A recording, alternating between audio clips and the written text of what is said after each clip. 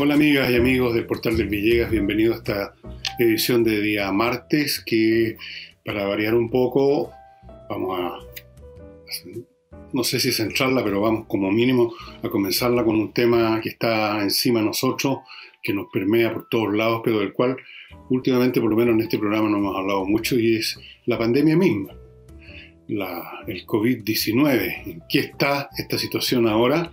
No solo en Chile, sino que en todo el mundo. Me pareció que venía a cuento tocar este tema y ver en qué situación estamos ahora, porque el ministro de Salud ha advertido que en Chile puede pasar lo que está ocurriendo en todas partes y puede venir una segunda ola.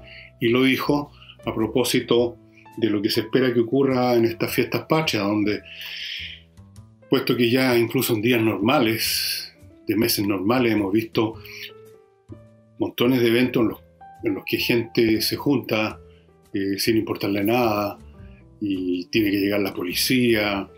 Hemos visto aglomeraciones en supermercados, hemos visto montones de muestras de indisciplina, de falta de cuidado. A lo mejor recibe una acusación también constitucional de la señorita Claudia Mix. Imagínense lo que puede pasar este 18, 19, en que mucha gente, y es entendible, está realmente hastiada del aislamiento, de no ver a sus amigos, parientes, tíos, abuelos o quien sea. Y el 18, el 19 viene como un pretexto fantástico porque se van a soltar algunas restricciones y muy probablemente vamos a ver un recrudecimiento de esta plaga, como está pasando en todas partes. Yo recuerdo una persona que hará un mes o dos, cuando estábamos conversando acerca de las diferencias en la eficiencia de los países para enfrentar esta cuestión, eficiencia que en realidad no se puede medir porque no hay una vara de medida, porque no se conoce bien la enfermedad. Por lo tanto, por lo mismo no puede saberse con precisión qué es lo mejor, cuál es la mejor política pública. Otro tema que se le fue a la señorita Mix o señora Mix, que no existen parámetros para hacer la evaluación de entre lo bueno y lo malo. El número de muertes no es suficiente. Y en esa conversación que tuve con esta persona me mencionaba como ejemplo de un país que lo están haciendo súper bien, Israel. Pero resulta que Israel, ayer creo, decretaron un nuevo lockdown, un nuevo cierre del país por un montón de tiempo, porque se está contagiando una tremenda cantidad, por aquí tengo la cifra, de gente diaria en Israel, y en otros países donde también pareció que las cosas estaban bajo control, están volviendo la epidemia, porque, lo he dicho muchas veces y lo voy a insistir, salvo que el planeta entero se encierre realmente en un 100%, cosa imposible, porque entonces ¿qué comemos? ¿Cómo vivimos? Alguien tiene que producir las cosas que comemos todos los días, alguien tiene que distribuirlas. Ya con eso bastaría. Algún grado de interacción social hay y eso es suficiente para que el virus se siga expandiendo. Lo hemos dicho acá 1.000.000 de veces, supongo que lo han dicho otras personas, y el virus va a seguir avanzando hasta que prácticamente cubra toda la población mundial. Esa es la verdad. Digamos, en términos generales, habrán algunos paquetes, grupos específicos, personas que no se mueven nunca, que tal vez no van a pasar nunca por el contagio, pero la tendencia de toda epidemia es expandirse más rápido, más despacio, con segundos o terceros brotes según el caso, hasta que se produce el fin natural de la epidemia, cuando simplemente todos los contagiados o todas las personas que se iban a contagiar de todas maneras se contagiaron. De estas personas que se contagiaron, algunas se mejoraron y otras se murieron, y así llega un momento en que ya el virus no tiene dónde expandirse y desaparece, o más bien dicho, entra en un estado de, podríamos decir, de letargia por un tiempo, hasta que se den otras condiciones. Y eso es lo que va a ocurrir. Los países con la gente desesperada por trabajar, los países mismos con una necesidad tremenda de producir, porque no se puede vivir sin producir. Todavía no hemos logrado repetir el milagro del maná cayendo al cielo. Los países tienen que volver y se crean todos estos planes de regreso en una fase, en 5 fases. Cada país le da distintos nombres, toma distintas maneras, pero al final es lo mismo. Los países tienen que volver a activarse, aunque sea en un cierto grado mayor que el mínimo que ha estado funcionando en los casos de cierres totales, que nunca han sido totales, repito. Y una vez que se establece algún grado de recuperación de la normalidad, aunque sea mínimo, vuelve a iniciarse la explosión del contagio. Eso es absolutamente inevitable. Y eso es lo que está pasando en países que decretaron abrir otra vez, y no digo que se equivocaron de política, según diría Claudia Mix. No, es inevitable. Es inevitable. Entonces, veamos algunas cifras. Israel, como les decía, vuelve a la cuarentena. O a la restricción, o como quieran llamarlo. España en este momento tiene 9.000 casos diarios de contagio. Argentina, que según las autoridades ellos estaban mucho mejor que nosotros, 10.000 casos diarios de contagio. Y así sucesivamente. Veamos algunas cifras en que estamos ahora a nivel planetario. El mundo tiene en este momento 29 millones de personas contagiadas y se han muerto 926.000. Vamos por el millón. Veamos algunos datos de países donde también debiera ir la señorita o señora Mix a iniciar una acusación constitucional contra todo el mundo. En Estados Unidos hay 6,5 millones de contagiados y han muerto 194.000 personas. En la India y Brasil, los dos países, no sumados, sino que cada uno de ellos tiene más o menos 4 millones de contagiados. Y en el primero, en India, han muerto 79.000 personas y en Brasil 131.000. En Perú y Colombia, cada uno tiene más o menos 700.000 contagiados. México y Sudáfrica tienen 600.000. España, ya les dije, no les dije esta cifra. España tiene 593.000 hasta este momento. Todas estas cifras hasta este momento. 593.000 contagiados, 29.000 decesos y así sucesivamente. En una población mundial entonces de 7.000 millones de personas, ha muerto una persona cada 7.000. 1 millón de personas, estoy aumentando un poco el número, en 7.000 millones, una persona en 7.000. La influenza española del año 1918, el mundo tenía una población mucho menor, alrededor de 2.000 millones de personas o por ahí. La influenza española mató, cifras conservadoras, 50 millones de personas. 50 millones. Esas son las cifras que tenemos hasta este momento, que van a seguir aumentando, porque estamos en una situación donde el mundo está librado a la mecánica de una epidemia pero muy contagiosa, cuyo origen se sabe que en China. No está del todo claro, pero cada vez hay más evidencia que esta epidemia escapó de un laboratorio biológico en Wuhan y de ahí pasó a un mercado que era el primer culpable en primera instancia, ¿se acuerdan?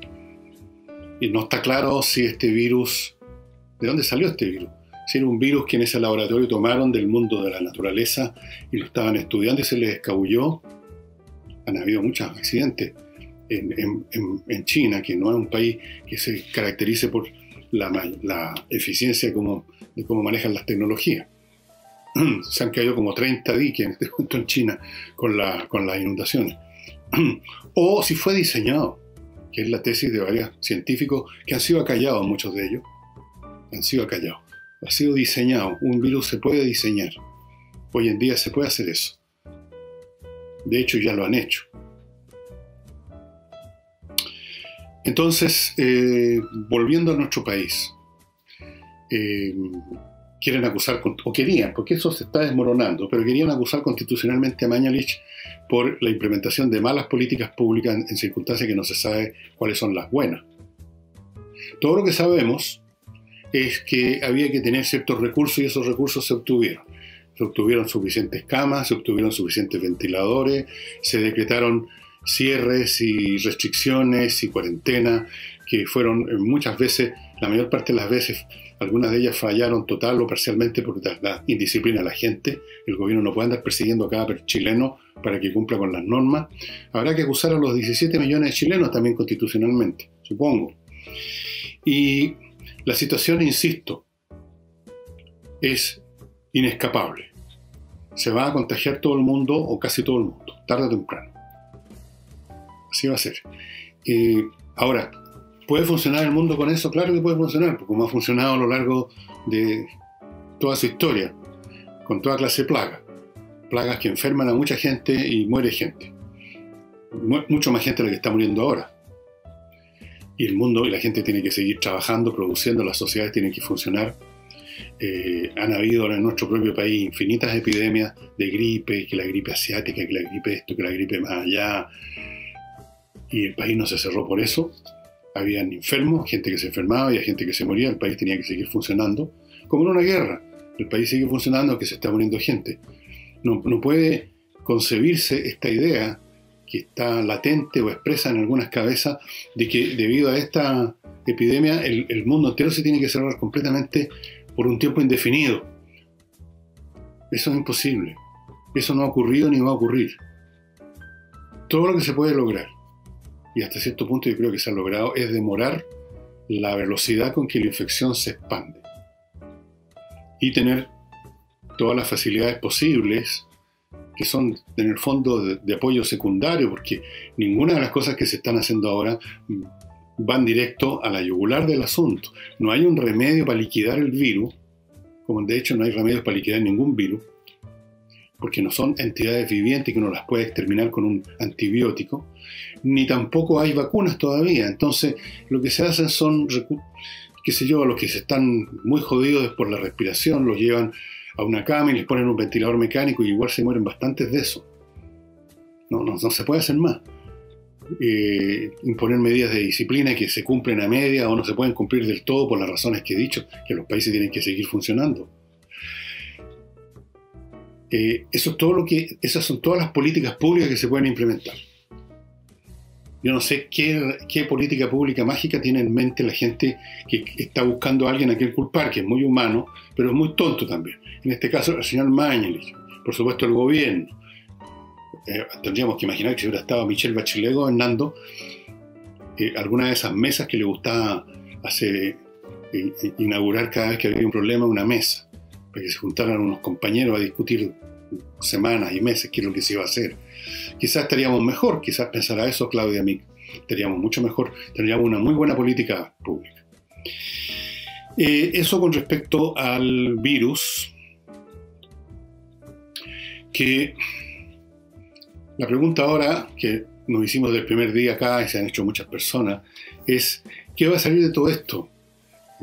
Para Chile, para el planeta, va a haber un cambio fundamental en nuestro modo de vida, va a cambiar nuestra manera de trabajar, va a cambiar la economía, va a cambiar la cultura, van a cambiar las conductas, van a cambiar los valores. Yo creo que no, fíjense, a pesar de todo lo fuerte que es el asunto ahora, menos fuerte de lo que fue la influenza española del año 18, mucho menos fuerte de lo que es una guerra, donde te bombardean tu casa, y después de un tiempo, cuando el asunto termina, las aguas vuelven a su situación natural, con algunos pequeños cambios. Por supuesto que quedan algunos cambios. Yo no creo que vayan a hacer cambios tipo fin de mundo, que la economía, el funcionamiento de la gente, la cultura y los valores van a cambiar en un 100%.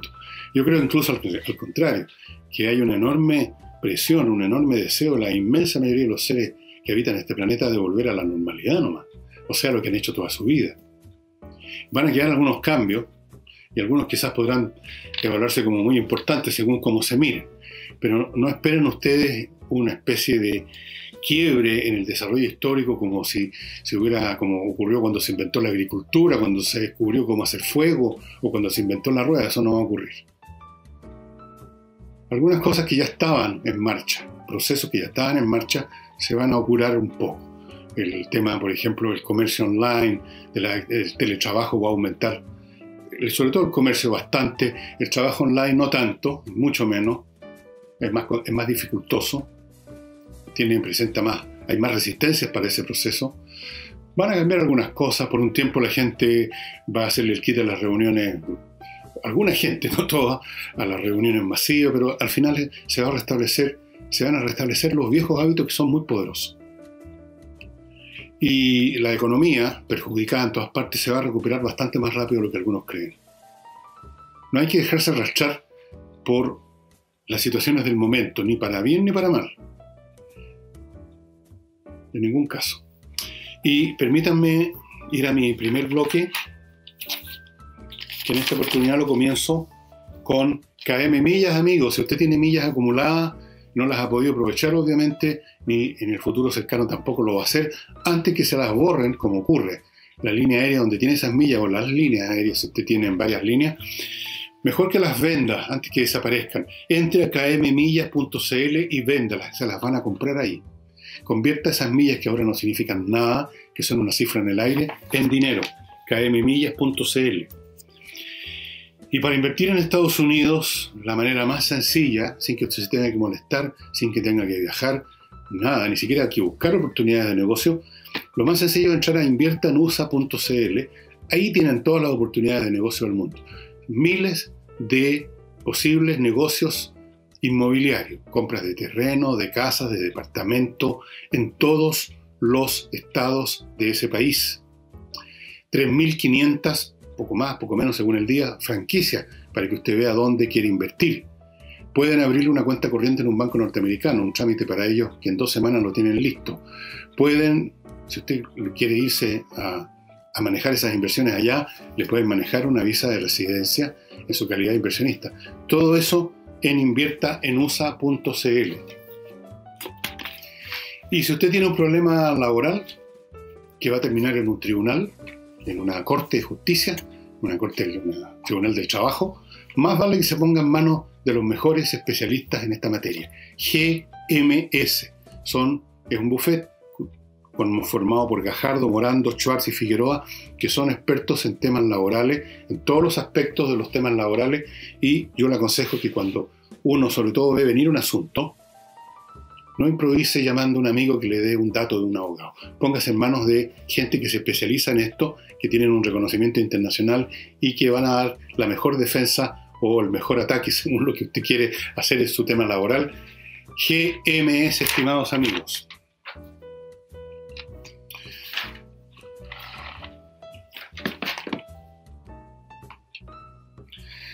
Las acusaciones constitucionales que la izquierda puso de moda como un método más, uno más entre otros muchos, para mantener bajo permanente presión al gobierno, en un ataque que no cesa, que no se detiene en ninguna circunstancia.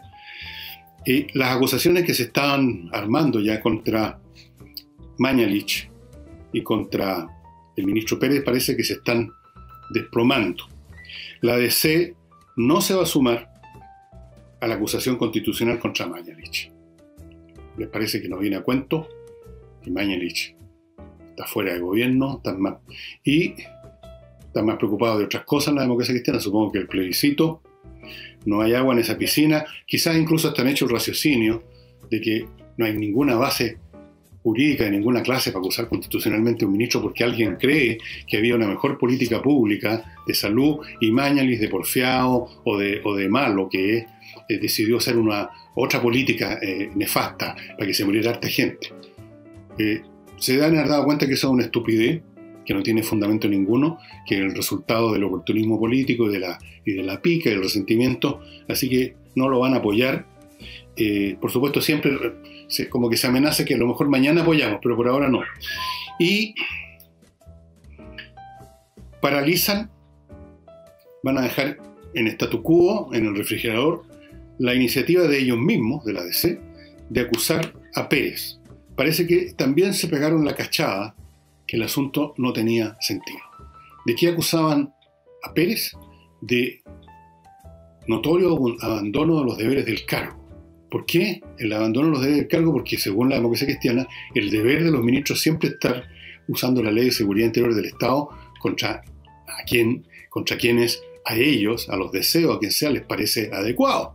No, por supuesto, contra los combatientes, no contra los que destruyen las ciudades, no contra los terroristas, contra ellos no corresponde la ley de seguridad interior del Estado, sino que contra los camioneros sí, porque los camioneros son detestados, porque los camioneros que han estado, yo diría heroicamente, arriesgando cada vez que pasan por cierta zona que les queman sus vehículos o que les disparen a ellos o a sus familiares, a sus niñas, y que gracias a eso han mantenido a estos propios diputados con comida en sus casas, Se les olvidó. ¿Quién se supone que estaba distribuyendo, moviendo de un lado para otro el país la comida, el trago y todo lo que ustedes consumen, señores diputados? ¿Ah? ¿Papá Noel en el trineo? No, eran los camioneros. Entonces, pero igual, querían acusarlo. Como no los acusó, con toda razón Pérez, entonces, notorio abandono, escandaloso abandono, grandioso abandono de su cargo. Una cosa completamente imbécil. Esa es la palabra que corresponde.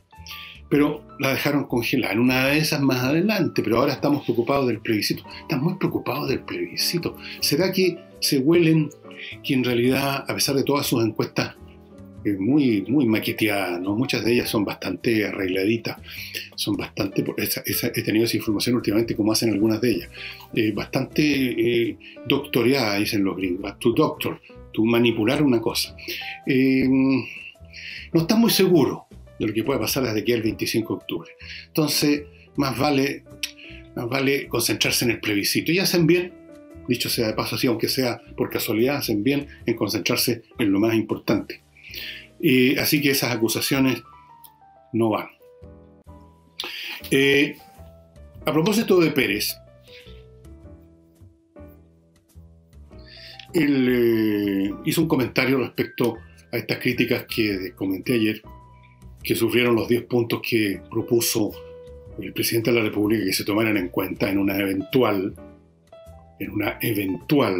producción de una nueva constitución. Todo esto depende de cómo salga el plebiscito, pero pongamos que gana el apruebo, entonces habrá que empezar a pensar, y el presidente presentó una serie de puntos que debían considerarse. Y la izquierda, por supuesto, pifió en masa todo eso. Era un refrito, etc. Al respecto, el ministro Pérez dijo que le parecía absurdo que se pifiara, que se criticara lo que es un intento de debatir, un tema que tiene que debatirse, pues.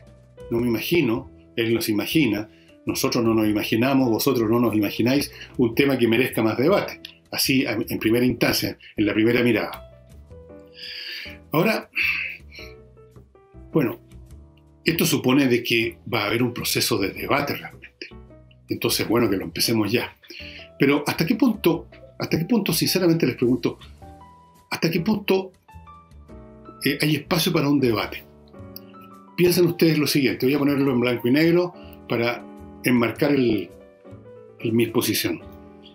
La izquierda, ¿qué es lo que va a debatir o tendrían que debatir si ellos ya tienen la constitución que quieren? La tienen redactada. Como mínimo un borrador muy completo que, como dije ayer, anda circulando en lo que ellos creen que son redes más o menos confidenciales de comunicación. Bueno, que lo crean. Tienen una constitución. Ellos no quieren debatir absolutamente nada. Ellos quieren, en estos 2 años, usar esa constitución que ya tienen lista, que no la quieren debatir porque ya consideran que llegaron a la perfección jurídica, la quieren a lo más forzar en este proceso de 2 años, si es que se ocurre. No debatir si es cierto o no es cierto que tal o cual punto debiera ser así o así. No, para ellos el problema no es debatir, sino imponer las ideas que ya tienen. Esa constitución ya está lista. Para la izquierda no hay nada que debatir. En cuanto a los que van a votar rechazo, tampoco tienen nada que debatir porque ellos ya tienen, por así decirlo, por default, una constitución y es la que está rigiendo en este momento. Si es que la conocen por lo demás, yo creo que nadie conoce ni la izquierda ni la derecha la constitución, salvo algunos jurisconsultos, a lo mejor profesores de la Universidad de Chile, de la Facultad de Derecho. El resto de la población no tiene idea.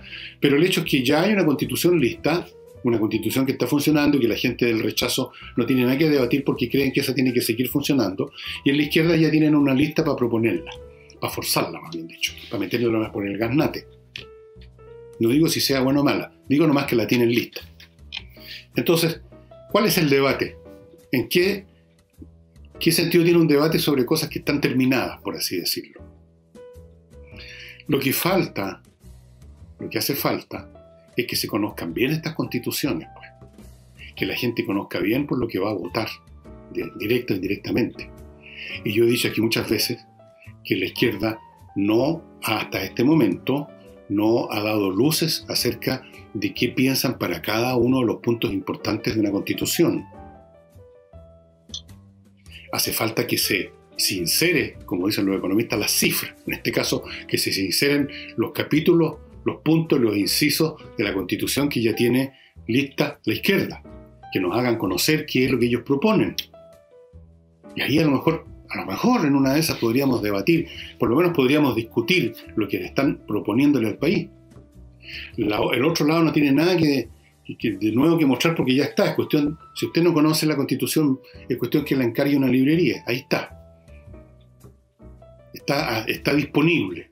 La de la izquierda no está disponible, salvo para este círculo sagrado que se comunica en sus redes confidenciales y se intercambian papeles y comentarios.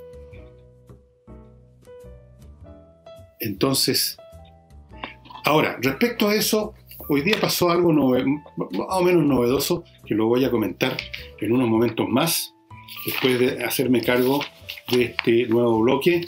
Les quiero recordar, amigos, que usted no tiene necesidad de ir a una notaría para sacar un papel notarial. Usted entra a notarioexpress.cl, marca ahí lo que necesita, le van a pedir los datos que se requieren, paga ahí mismo, la información va a la notaría más cercana a su casa y está todo listo. Usted va a la notaría no a esperar 2 o 3 horas que lo atiendan y que le produzcan ese papel que usted necesita, sino que va a buscar el papel que está listo. Tiene que firmarlo ahí, sí, en la notaría. No se lo pueden mandar por correo. Es un requisito jurídico que usted vaya a firmar. Pero, ¿cuánto se demora en firmar y sacar el papel? Minutos, no horas.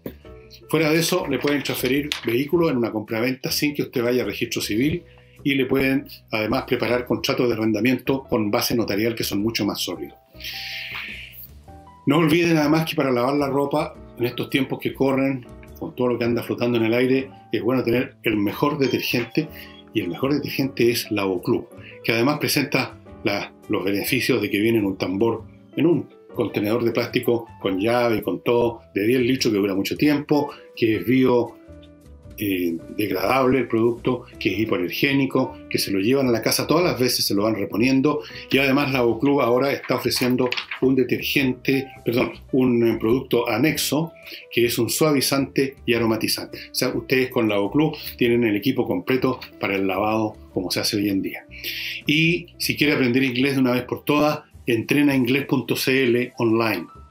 Entrenainglés.cl está ofreciendo clases online, como siempre, con profesores que son profesores, con profesores que son profesores que son profesores de inglés, y las clases online son muy potentes, son muy fuertes. Usted está 100% concentrado en la pantalla de su computador y por lo tanto va a aprender mucho más que si fuera un curso convencional. Aprenda inglés en entrenainglés.cl. Preguntas en coordinación@entrenainglés.cl. Mande un mail ahí, pregunte lo que le parezca. Antes de entrar al tema constitucional, que hay una novedad, les quiero comentarles a ustedes que de todas las preguntas, esas preguntas solemnes, no preguntas cualquiera, que uno de vez en cuando ve en la prensa especialmente y en otras partes, una de las preguntas más estúpidas, más absurdas, es esta que con los ojos en blanco, con un aire así de solemnidad, incluso con una voz trémula, dice: ¿estaremos solos en el universo? El universo es o infinito o casi infinito, tiene no solo trillones de estrellas, sino que de galaxias, es para todos los efectos prácticos, no sé si teóricos, infinito, y en la infinitud cabe todo. Todo lo que usted se imagine puede existir y debe quizás existir en un infinito. Entonces, preguntarse si estamos solos en el universo es una soberana pelotudez, ¿no es cierto? Evidentemente que como mínimo hay otra vida. Y acaba de descubrirse, usando nuestro telescopio aquí que está en Atacama, el ALMA, que las nubes de Venus, que tienen una atmósfera muy espesa de gases bastante urticantes, ácidos, habría una molécula que es creada por microbios. Así que, como mínimo, nos acompañan los microbios en el universo, los microbios de Venus. No estamos solo en el universo. Hay vida de todas maneras y probablemente, y con toda seguridad, estoy convencido, hay vida inteligente de todas maneras. Yo diría casi que los procesos vitales de forma necesaria llevan al desarrollo de sistemas nerviosos inteligentes. Uno lo puede ver en el proceso del desarrollo de la vida en nuestro propio planeta, cómo se van desarrollando a veces de la forma más elemental, en las criaturas más elementales, sistemas para relacionarse con el medio ambiente. Y eso es, en el fondo, la raíz de la inteligencia, al final de cuentas. No me cabe ninguna duda que hay no una o dos más, sino que cientos o miles de civilizaciones inteligentes en el universo, y quizás hasta incluso en nuestro propio sistema solar, en una de esas. Hasta en nuestro propio sistema solar. No podemos asegurarlo, pero no podemos negarlo tampoco. Así es que, ojo, estimados amigos, con Venus, que ya no estamos solo en el universo, hay microbios por lo menos. Por supuesto, los científicos que nunca les gusta mojarse mucho el popó, pues no vaya a ser que lo pelen los colegas, ponen algunas, pues habría que ver más todavía, pero bueno, da lo mismo. Yo creo que no solo hay microbios en este sistema solar, sino que hay mucho más, ya lo iremos viendo en el futuro. Y vamos ahora al tema constitucional. Una serie de personeros de la izquierda finalmente, en forma más expresa, más sistemática y no con algunas insinuaciones por aquí y por allá, han dado una lista de los puntos que ellos consideran que debieran estar en una constitución. Ya, ese es un avance. Aplaudo este avance, podemos discutir. No los voy a nombrar todos, ustedes los pueden ver en la prensa, pero todos tienen que ver, en el fondo, con que la Constitución, a través del Estado, que es el órgano que ejecuta las cosas, ¿no es cierto?, garantice un montón de cosas. Para las personas, por supuesto. Garantice la salud, garantice el medio ambiente, la calidad del medio ambiente, un montón de garantías, y todo esto más o menos se encierra dentro del concepto de la idea de que tiene que haber no un Estado subsidiario, sino lo que llaman un Estado social de derecho. No me pregunten qué significa exactamente un Estado social y de derecho. ¿Cómo? Dicen ellos los que hay en Europa. Grave error, no existen estados de derechos sociales en Europa. Existen estados benefactores, si ustedes quieren, que además se están desmoronando hace rato porque la cosa es insostenible. Ahora, yo no tengo problema en discutir este tema y analizarlo y examinarlo con quien quiera examinarlo conmigo que sea de izquierda, pero yo tengo algunos problemas. No me basta con una frase que suena bien, que bien suena esto, un Estado social de derecho. Yo quiero un Estado social de derecho, quiero que me garanticen todas las cosas del mundo. Ahora, una constitución, para empezar por la constitución, ¿puede garantizar tales o cuales prestaciones? Yo entiendo que una constitución establece normas, modos de comportarnos unos con otros, los derechos que tenemos en cuanto a lo que podemos o no podemos hacer en las relaciones sociales. Normas. Una norma no es lo mismo que un resultado, que el rendimiento de tal o cual actividad. Una constitución no puede regir los rendimientos del Estado, qué es lo que el Estado debe hacer y si lo puede hacer y cómo lo va a hacer. Eso en otras palabras, por ejemplo, voy a poner un ejemplo extremo. Una constitución puede establecer que ninguna persona sea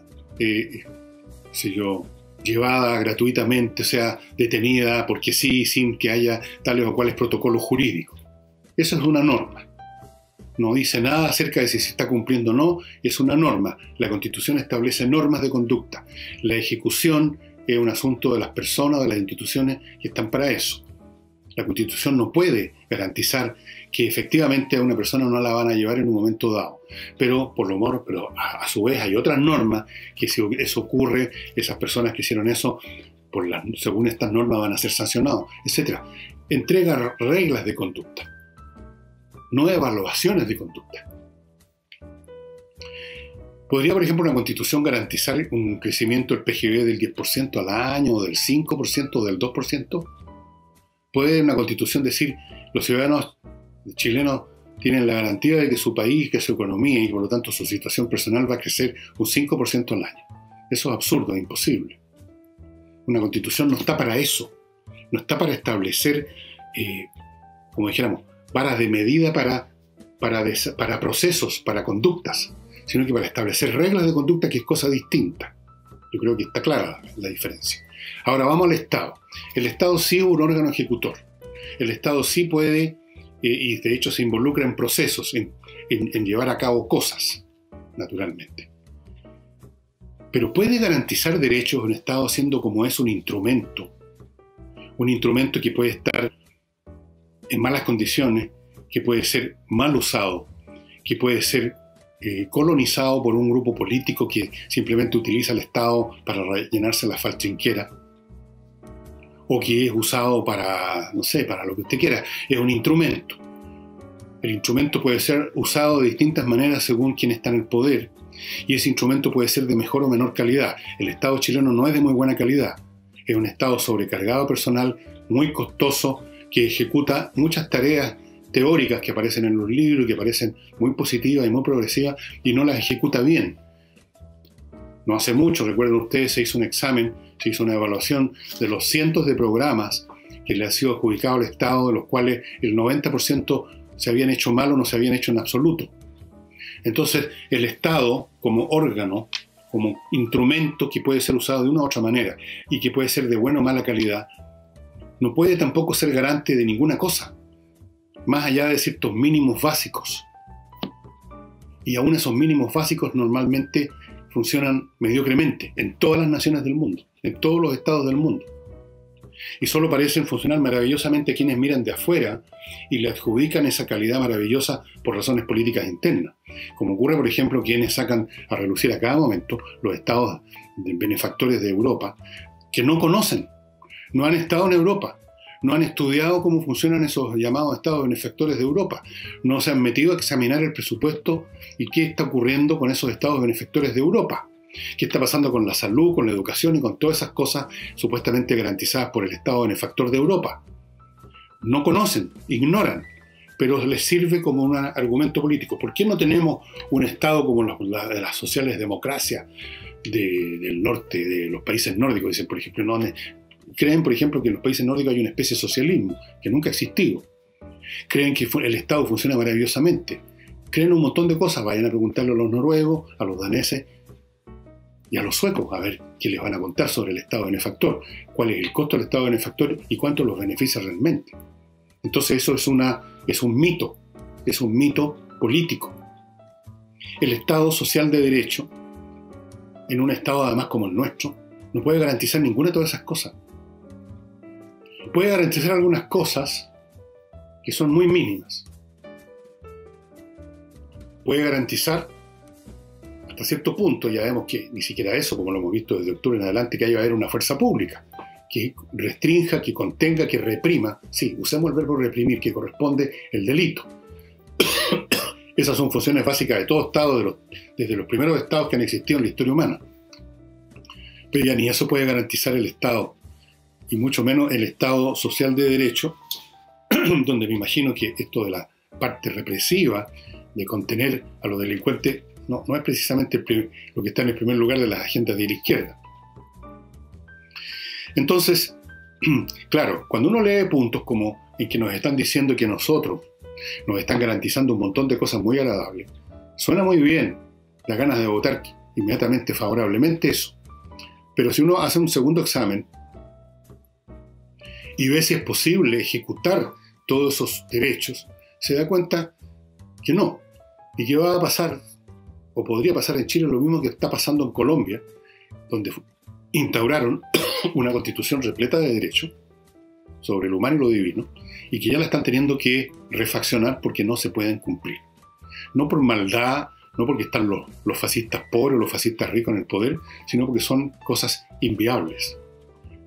Inviables. La Constitución no puede, por un acto de magia, porque simplemente está escrito en una página, lograr que el Estado, que el ejecutor, el que va a realizar, a materializar esos derechos, lo haga. Entonces, bueno, al menos si tenemos estos puntos así abiertamente y se exponen con la suficiente fuerza comunicacional como para que no sea meramente una noticia que salió ayer en el diario, sino que sea una cosa que se empiece a circular en los medios de comunicación, en los circuitos comunicacionales, de manera tal que se pudiera teóricamente discutir a ver si es posible esto o lo otro, ya un paso. Pero insuficiente. Y ahora voy al último bloque, estimado amigo, antes de entrar a mostrarles el libro que tengo para ustedes hoy día. Hey, estimados amigos, si usted quiere vender rápido su propiedad inmobiliaria, recurra a Hey, que es el que está vendiendo ahora. Debe ser yo creo que debe ser el único, uno de los pocos corredores que está vendiendo propiedades en vez de ser uno de estos corredores que se la están arreglando con puros arriendos nomás. Está vendiendo. Hay sabe vender en cualquier circunstancia. Hay podría venderle arena a los camellos, hielo a los esquimales. Vende, el tipo sabe vender, es una bala para eso. Fuera de eso, le puede administrar sus arriendos si usted tiene arriendo y ya no quiere hacerse más cargo, le puede tasar su casa, le puede investigar, le puede buscar un buen arrendatario. Ojo que uno lo pueden engañar miles de veces, a todos nos ha pasado. Y le recuerdo que Mi Climo tiene una promoción realmente espectacular, única en Chile, en que usted compra estos sistemas de climatización que permiten refrescarse en verano y calefaccionarse en invierno, sin quemar combustible, sin contaminar su casa, sin contaminar el medio ambiente como hacen lamentablemente las chimeneas que son tan populares en el sur de Chile. Yo lo entiendo, entretenido, es bonito, pero es muy ineficiente. Bueno, la promoción consiste en que usted compra este dispositivo, se lo instalan y tiene 60 días para arrepentirse, si es que, no veo por qué, pero si se arrepiente por cualquier motivo, aunque ya lo compró, le devuelven la plata y usted devuelve el equipo. 60 días. Dudo que haya mucha gente que lo vaya a devolver porque son realmente espectaculares, se los digo yo que tengo aquí en mi casa. Espectaculares. Tener algo que nos da todas estas climatizaciones sin ruido, en una perfecta, digamos, sin olores, sin peligro, con un mínimo gasto de energía eléctrica, espectacular. Y así al mismo tiempo usted va a estar entrando en la super promoción, o en la campaña más bien, Súmate a Descontaminar, y ahora se va a poder sumar con esta promoción. ¿Qué más puede pedirse? miclimo.com. Y no olvidéis, amados hermanos, que tenéis o que gestionáis una empresa, que los problemas en las partes de gestión de las empresas están siempre ahí, presentes, haciendo daño, generando fricciones administrativas, costos, etc. Es hora ya que se contacte con Controller, una empresa que fue creada para administrar el examen, para investigar, para estudiar cómo funciona su sistema de gestión, encontrar las fallas, que deben haber muchas siempre, superarlas, arreglarlas, asesorarlo usted. Todo eso lo hace Controller, que fue creada para eso. ¿Y quiénes la crearon? Contadores, auditores con 20 años de experiencia en empresas internacionales. Conocen los flujos de todo tipo, al revés y al derecho. Contáctese con Controller, no pierde nada y puede ganar mucho. Y no olviden, estimados amigos, que no hay nada mejor para formar bien la mente de un niño para toda su vida que el ajedrez. Hay otras cosas también, pero el ajedrez está muy accesible, simplemente es un juego que usted compra una caja con el tablero, con las piezas. Viene en esta caja un libro que le he mostrado para enseñar a los niños que no saben cómo se mueven las piezas, cuáles son las reglas, que son muy sencillas. Puede usted también adquirir todo esto en espacioajedrez.com, el reloj. Puede adquirir cualquiera de las dos cosas por separado, las dos juntas. Va a recibir licencias, 3 por producto, para entrar a espacioajedrez.com. Y les digo sinceramente, el ajedrez realmente forma el mate de los niños y mantiene el de los adultos en las mejores condiciones. Es un ejercicio mental espectacular. Y además es muy entretenido. Yo anoche me puse a resolver problemas a la 1 de la mañana y no me di cuenta, y eran las 2:30 y estaba todavía en eso. Tuve que, así como, despercudir para irme a la cama a dormir de una vez por todas. Es muy absorbente y hace muy bien, hace realmente bien. Y el libro que les voy a mostrar ahora es de este mismo autor del libro que les mostré ayer, Michael Burleigh, y se llama Poderes Terrenales o Poderes Mundanos, si ustedes quieren. El choque, dice, de la religión y la política en Europa desde la Revolución Francesa a la Gran Guerra. Yo lo recomiendo mucho este libro, del cual le voy a leer las primeras líneas, porque para mí ha sido re importante en mis desarrollos de los últimos años, porque no he parado de cambiar mi idea sobre muchas cosas. Ha sido muy importante para mí descubrir o recordar, si ustedes quieren, lo potentes que son y lo determinantes y decisivas que son las ideas y los movimientos de ideas en el desarrollo de la historia humana. más allá de las cosas que parecen que ser más determinantes que la cosecha del trigo, o que las máquinas, o que las armas, es las cosas que tienen en la cabeza las personas en cuanto a lo que valoran como bueno o malo, a lo que les parece que hay que hacer, a la intensidad de las ganas, de las pasiones con que quieren hacer tal o cual cosa, las creencias. Todo eso es lo que constituye el fundamento de las acciones humanas que crean la historia, porque la historia la creamos los seres humanos. Todas las demás cosas físicas son instrumentos que utilizamos, que creamos para llevar a cabo lo que queremos hacer, en contraste, en colaboración, o en lucha, o en competencia con otros. Entonces, el movimiento de las ideas, ¿por qué en cierto momento parece un cúmulo de ideas y obtiene la hegemonía? ¿Por qué no? ¿Cómo chocan unas con otras? Bueno, de eso trata este libro, y empieza precisamente diciendo: la manera más simple de explicar el propósito de este libro es describiendo cómo fue concebido por primera vez, para así revelar algunas de las arquitecturas alternativas que inicialmente están bajo su superficie. La intención era discutir algunas notorias religiones políticas, notablemente el culto de los jacobinos durante la Revolución Francesa y el no menos bizarro festivales y espectáculos de los bolcheviques, los fascistas y los nazis. Estos tenían como razón de ser, estos movimientos, forjar un sentimiento, una comunidad sentimental en el cual las emociones fueran el núcleo, para así envolver en el espacio y el tiempo a las masas ponerlas dentro de una ideología dominante. Este proyecto de Burleigh implicaba una discusión más amplia de proyectos utópicos relacionados, basados en la creación de un hombre nuevo o de una nueva mujer, un ejercicio a la cual está inclinada la naturaleza humana desde el primer día. Es decir, se parte con esa primera oleada ideológica que se desarrolló durante la Revolución Francesa, periodo, o sea, estamos hablando casi ya finales del siglo XVIII, en que por primera vez se desarrolla en la historia de las ideas y se instala con tremenda fuerza, como ustedes saben, la idea del progreso. La idea de que es posible progresar sobre la base de la voluntad de los seres humanos, de la decisión, de su propósito. Y que no hay límites a ese progreso, y que en función de eso entonces se deriva la idea de que la felicidad, y esto está creo que en alguna constitución norteamericana o la francesa, no me acuerdo cuál de las dos, o creo que en las dos, la felicidad, el alcanzar la felicidad es un derecho humano. Todas esas ideas, progreso, el derecho a la felicidad y todo lo que vendría después a partir de esa semilla, son de la Revolución Francesa, o si ustedes quieren también de la Revolución Americana. Ambas son de finales del siglo XVIII.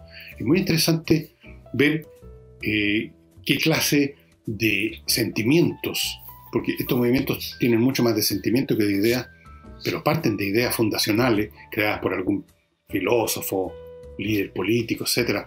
¿No es cierto? El marxismo se llama así precisamente porque su primer desarrollo es de una persona que se llamaba Carlos Marx. No salió de la nada, no fue un producto colectivo, no se hizo en una peña literaria, en un colectivo teatral. Ahora están de moda los colectivos. No, lo inventó Carlos Marx. Y las ideas de la Revolución Francesa fueron desarrolladas por personas con nombre y apellido durante todo el siglo XVIII y XVII también, venían de antes. Es muy interesante ver esta historia de las ideas finalmente y cómo luchan entre sí. Yo les hablaba un poco de lo que pasó en el final del Imperio Romano con el cristianismo, que se convirtió en una oleada imparable pese a la resistencia que le ofrecieron los sectores de las clases altas, los sectores paganos. El libro es súper interesante. Bueno, ustedes ven, está en inglés. Es un libro tapadura muy bueno, con excelentes ilustraciones, fotografías y cosas que ilustran los periodos que se están conversando. Aquí hay el tipo de cosas que los jacobinos pintaban, tratando de meter en un cuadro todas las maravillas que ellos veían del futuro de la humanidad, lo cual terminó en la guillotina. Por supuesto, como siempre suelen terminar estas épicas maravillosas, en vista que la gente es tan porfiada, son todos fascistas pobres, hay que cortarles la cabeza. Early Power, yo no sé, tampoco hice mi tarea hoy día, si esto está en castellano. Capaz que sí, capaz que esté en castellano, estimado amigo. Al Michael Burley, un historiador realmente espectacular, un hombre de inteligencia genial. Yo creo que lo han estado editando en español ya por su buen tiempo, así es que en una de esas encuentran esto con otro título, claro, no se va a llamar, no, era una traducción literal de Earthly Power, pero algo por el estilo. Y eso sería todo, estimado amigo. Muchas gracias por su comparecencia. Y hay gente que insiste en hacer comentarios que me llegan, yo algunos los borro, algunos los leo, pero ya empiezan a dar lata, desagradables sobre lo que yo hago en este programa, o injusto. Los que son simplemente injustos, equivocados, yo a veces los respondo. A Patti le respondí. Hay otros que son simplemente agresivos, y yo me pregunto, estas personas, ¿por qué se dejan dominar? Por su odio, por su rabia, por su pica, por último, quizá no me tengan odio, pero notoriamente les caigo como las pelotas.